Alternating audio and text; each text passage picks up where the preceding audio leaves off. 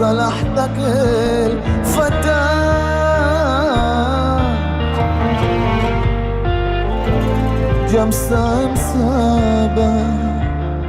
In 2011, Israeli singer Dudu Tassa released a new album called Dudu Tassa והכווייתים, Dudu Tassa and the Kuwaitis. The Kuwaitis were his grandfather and his great uncle, Daoud and Salah al-Kuwaiti, two of the most prominent musicians in modern Iraq. Upon their arrival in Israel in 1951, they collaborated with the orchestra of the Israeli Broadcast Service in Arabic, one of the few ensembles of Arabic music that were active in the then young Israel. In his album, Dudu Tassa merged old original materials from the Kuwaitis' recordings, some of which were and still are significant hits in Iraq, with his own contemporary-oriented sound. The album received immense popularity in Israel and abroad, leading Tassa to release more music inspired by his family's musical legacy and its connections to Iraqi music. Following the introduction of the history of the Babylonian Jewish community, our next lesson focuses on the music of Babylon and the unique role Jews played within it. We'll delve into the historical conditions that facilitated the emergence of the Jewish musicians as exceptionally important force in modern Iraqi music. Their success relied on the long history of the Babylonian Jewish music and its relationship with its surroundings.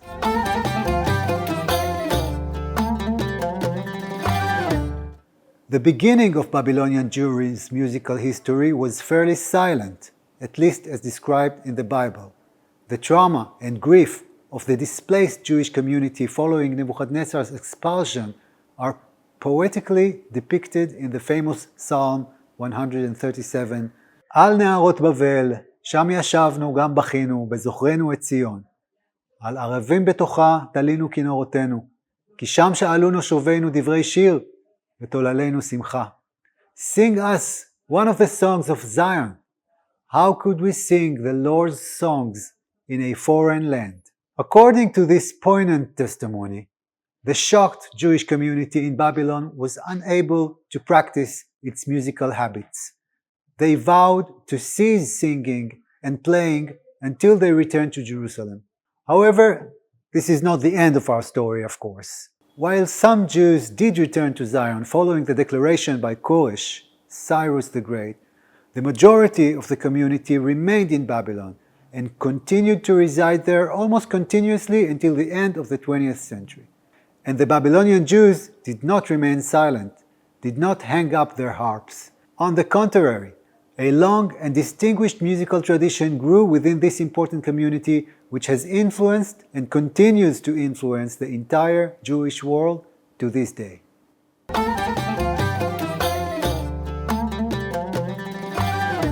Though we lack notation or obviously recorded documentation of this community's music up until the 20th century, we do possess several textual descriptions that provide evidence of the significant role of music in the lives of Babylonian Jews.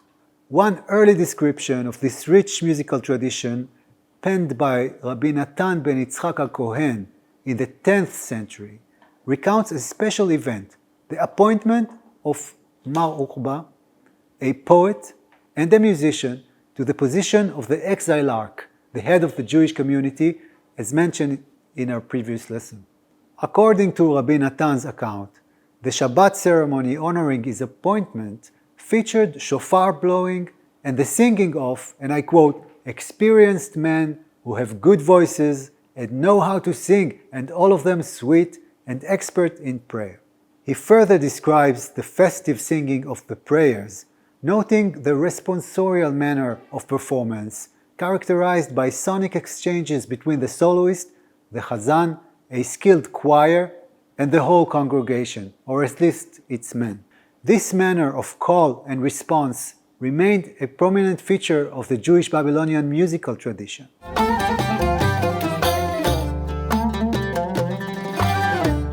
As proposed by Amnon Shiloach, the distinguished 20th century musicologist and scholar of Babylon Jewry's music, we can delineate between two sorts of events and contexts in which music played a significant role within that community. The first encompasses the annual cycle, incorporating Shabbat services and festivities, various holidays, and the unique custom of the ziyara, the pilgrimage to sacred burial sites, occurring every Friday and particularly during Shavuot, the Feast of Weeks.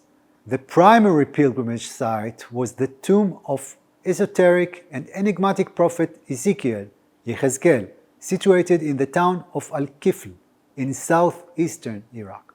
The second category centered around the life cycle, with each event from circumcision through bar mitzvah and weddings to burial and the lamentation ceremony receiving its own musical accompaniment.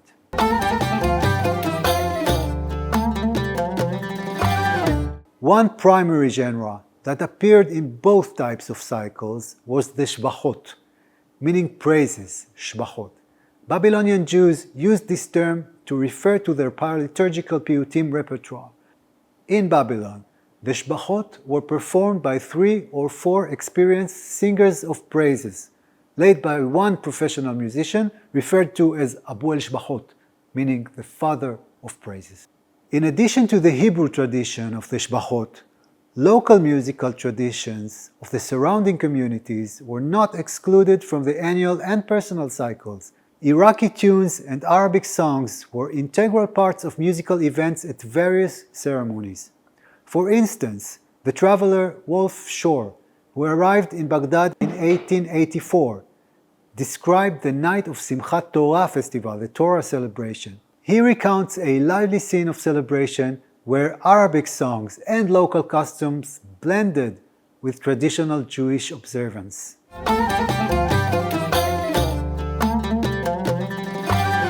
How did an Arabic song come to be sung in the synagogue during the middle of one of the holiest events in the Jewish calendar? As previously mentioned, the Jewish Babylonian community had long been integrated with its surrounding environment.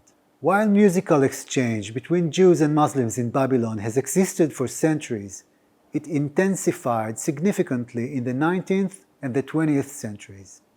During this period, musical ideas were actively exchanged in cafes and other entertainment venues, and ensembles featuring both Jewish and Muslim musicians became commonplace.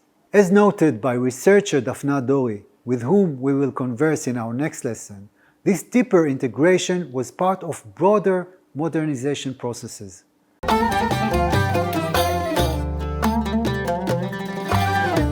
From the mid-19th century onward, a new vision of a modern national Iraq emerged among intellectual circles.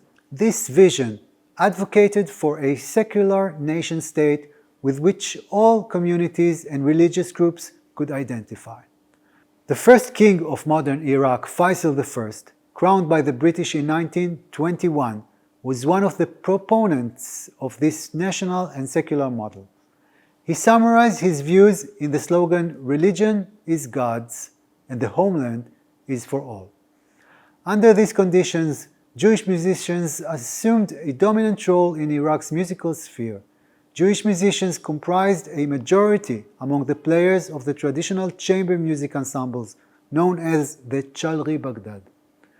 This ensemble specialized in performing the Iraqi maqam, which is distinct from the term maqam we covered earlier. The Iraqi maqam refers to the traditional art music of Iraq, consisting of a collection of pieces performed in a specific order and manner, and Jews had a significant part in preserving and performing it, as we shall see. When new musical trends entered Iraq cities during the 1920s and 30s, Jewish musicians took central role in reforming and renewing local traditions.